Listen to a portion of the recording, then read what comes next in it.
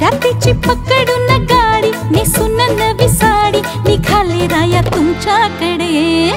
लागली या तुमची चुकोडी धरली दिलाची नाडी जीव लावा आमच्याकडे। कसं कसं वाटतया धडधड करतया मला धरून ठेवा ठणी। राया करना हो एक इशारा आलेच मी। हो राया करना हो एक इशारा आलेच मी। आलेच मी। लावण्यवती जशी बदनाची रती तुझ्या नजरेने घायाळ झाली। असं लावण्यवती तू